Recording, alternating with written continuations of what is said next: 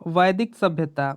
वैदिक काल का विभाजन दो भागों, पहला ऋग वैदिक काल 1500 से 1000 ईसा पूर्व और दूसरा उत्तर वैदिक काल 1000 से 600 ईसा पूर्व में किया गया है। आर्य सर्वप्रथम पंजाब एवं अफगानिस्तान में बसे। मैक्स मूलर ने आर्यों का मूल निवास स्थान मध्य एशिया को माना है। आर्यों द्वारा निर्मित सभ्यता वैदिक सभ्यता कहलाई। यह एक ग्रामीण सभ्यता थी। आर्यों की भाषा संस्कृत थी। नोट: आर्य शब्द भाषा समूह को इंगित करता है। आर्यों के प्रशासनिक इकाई आरोही क्रम से इन 5 भागों में बंटा था: कुल, ग्राम, विष, जन, राष्ट्र। ग्राम के मुखिया ग्रामिणी, विष का प्रधान विषपति एवं जन के शासक राजन कहलाते थे। राज्याधिकारियों में पुरोहित एवं सेनानी प्रमुख थे। वशिष्ठ रूढ़िवादी एवं विश्वामित्र उदार पुरोहित थे। सूत, रथकार व कमादी नामक अधिकारी रत्नी कहे जाते थे। इनकी संख्या राजा सहित करीब 12 हुआ करती थी। पूरब दुर्गपति एवं स्पष्ट जनता की गतिविधियों को देखने वाले गुप्तचर होते थे। बाजपति गोचर भूमि का अधिकारी होता था। उग्र अपराधियों को पकड़ने का कार्य करता था। नोट: ऋग्वेद में किसी तरह के न्यायाधिकार का उल्लेख नहीं है। दिशा: उत्तर वैदिक शब्द राजा का नाम। पूर्व: उत्तर वैदिक शब्द प्राची, राजा का नाम सम्राट। पश्चिम: प्राची, स्वराष्ट्र। उत्तर: उदीची, विराट। मध्य: राजा। दक्षिण: भोज। सभा एवं समिति राजा को सलाह देने वाली संस्था थी। सभा श्रेष्ठ एवं संभ्रांत लोगों की संस्था थी, जबकि समिति सामान्य जनता का प्रतिनिधित्व करती थी। इसके अध्यक्ष को ईशान कहा जाता था। स्त्रियां सभा एवं समितियों में भाग ले सकती थी। युद्ध में कबीले का नेतृत्व राजा करता था। युद्ध के लिए गविष्टि शब्द का प्रयोग किया गया है, जिसका अर्थ है गायों की खोज। दशराग्य युद्ध का उल्लेख ऋग्वेद के 7वें मंडल में है। यह युद्ध परुष्णी रावी नदी के तट पर सुदास एवं 10 जनों के बीच लड़ा गया, जिसमें सुदास विजयी हुआ। ऋग वैदिक समाज 4 वर्णों में विभक्त था। ये वर्ण थे ब्राह्मण, क्षत्रिय, वैश्य और शूद्र। यह विभाजन व्यवसाय पर आधारित था। ऋग्वेद के 10वें मंडल में के पुरुषसूक्त में चतुष्वर्णों का उल्लेख मिलता है। उपनिषदों की कुल संख्या है 108, महापुराणों की संख्या है 18, वेदांग की संख्या 6। इसमें कहा गया है कि ब्राह्मण परम पुरुष के मुख से, क्षत्रिय उनकी भुजाओं से, वैश्य उनकी जंघाओं से एवं शूद्र उनकी पैरों से उत्पन्न हुए हैं। आर्यों का समाज पितृ प्रधान था। समाज की सबसे छोटी इकाई परिवार या कुल थी, जिसका मुखिया पिता होता था, जिसे कुलप कहा जाता था। स्त्रियां इस काल में अपने पति के साथ यज्ञ कार्य में भाग लेती थी। बाल विवाह एवं पर्दा प्रथा का प्रचलन नहीं था।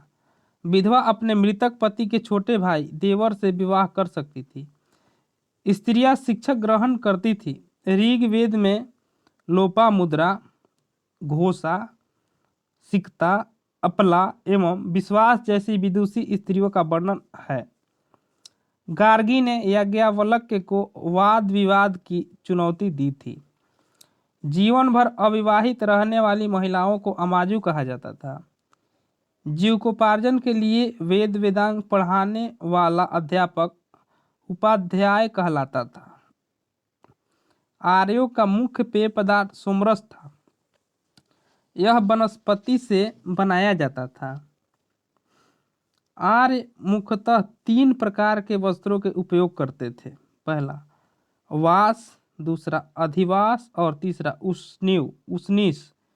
अंदर पहनने वाले कपड़े को निवी कहा जाता था। प्रमुख दर्शन एवं उसके प्रवर्तक। दर्शन प्रवर्तक: चार्वाक, प्रवर्तक चवार्क, दर्शन योग प्रवर्तक पतंजलि, दर्शन सांख्य प्रवर्तक कपिल, दर्शक न्याय प्रवर्तक गौतम, दर्शक पूर्व मीमांसा प्रवर्तक जैमिनी, उत्तर मीमांसा प्रवर्तक बादरायन, वैशेषिक प्रवर्तक कनाद। आर्यों के महर्षि कनाद को भारतीय परमाणुवाद का जनक कहा गया है।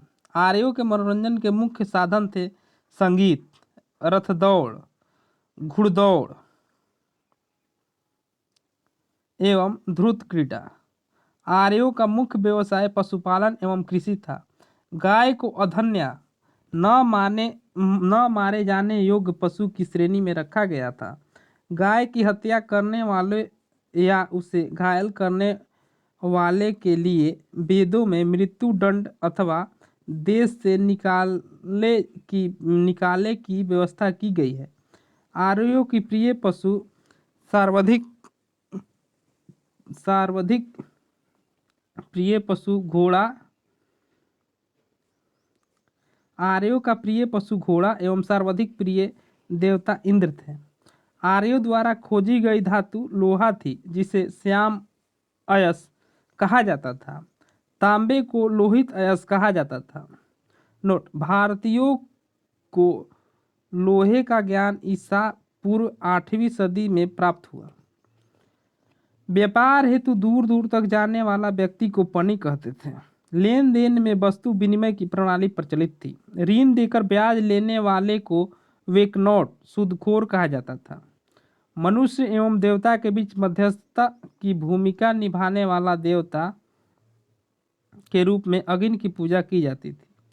ऋग्वेद में उल्लिखित नदियों में सरस्वती सबसे पवित्र मानी जाती थी। ऋग्वेद में गंगा का 1 बार और यमुना का उल्लेख 3 बार हुआ है। इसमें सिंधु नदी का उल्लेख सर्वाधिक बार हुआ है। उत्तर वैदिक काल में इंद्र के स्थान पर प्रजापति सर्वाधिक प्रिय देवता हो गए थे। विष्णु के 3 पगों की कल्पना का विकास उत्तर वैदिक काल में ही हुआ। उत्तर वैदिक काल में राजा के राज्याभिषेक के समय राजसूय यज्ञ का अनुष्ठान किया जाता था। उत्तर वैदिक काल में वर्ण व्यवस्था की बजाय जन्म के आधार पर निर्धारण होने लगे थे। ऋग्वैदिक कालीन नदियाँ। प्राचीन नाम, आधुनिक नाम। कुब्र, आधुनिक नाम कुर्रम। कुभा, काबुल। वितस्ता, झेलम। आस्किनी, चिनाब। परुशनी, रावी। सतुद्री, सतलज। बिपाशा, ब्यास। सदानिरा, गंडक। दृशदती, घग्गर। गोमती, गोमल। सुवस्तु, स्वात।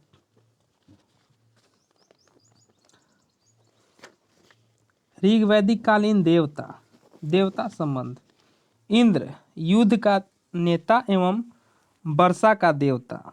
अग्नि, देवता एवं मनुष्य के बीच मध्यस्थ। वरुण, पृथ्वी एवं सूर्य के निर्माता। समुद्र का देवता, विश्व के नियामक एवं शासक, सत्य का प्रतीक, ऋतु परिवर्तन एवं दिन रात का कर्ता। धौ, आकाश का देवता, सबसे प्राचीन। सोम, वनस्पति देवता। उषा, प्रगति एवं उत्थान देवता। आश्विन, विपत्तियों को हरने वाले देवता। पूषण, पशुओं का देवता। विष्णु, विश्व के संरक्षक एवं पालनकर्ता। मरुत, आंधी तूफान का देवता। उत्तर वैदिक काल में हल को सिरा व हल रेखा को सीता कहा जाता था। उत्तर वैदिक काल में निष्क और शतमान मुद्रा की इकाइयां थी। सिक्कों के चलन का कोई प्रमाण नहीं मिलता है। सांख्य दर्शन भारत के सभी दर्शनों में सबसे प्राचीन है। इसके अनुसार मूल तत्व 25 हैं, जिनमें प्रकृति पहला तत्व है। सत्यमेव जयते मुंडकोपनिषद से लिया गया है। इसी उपनिषद में यज्ञ की तुलना फूटी नाव से की गई है। गायत्री मंत्र सवित्री नामक देवता को संबोधित है, जिसका संबंध ऋग्वेद से है।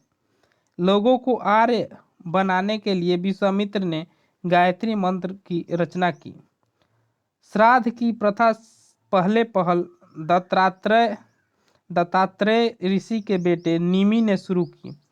उत्तर वैदिक काल में कौशाम्बी नगर में प्रथम बार पक्की ईंटों का प्रयोग किया गया है। महाकाव्य दो हैं, महाभारत एवं रामायण। महाभारत का पुराना नाम जय संहिता है। यह विश्व का सबसे बड़ा महाकाव्य है। गोत्र नामक संस्था का जन्म उत्तर वैदिक काल में हुआ। नोट: वेदांत दर्शन के मौलिक ग्रंथ ब्रह्मसूत्र या वेदांत सूत्र की रचना वदरायण ने की थी।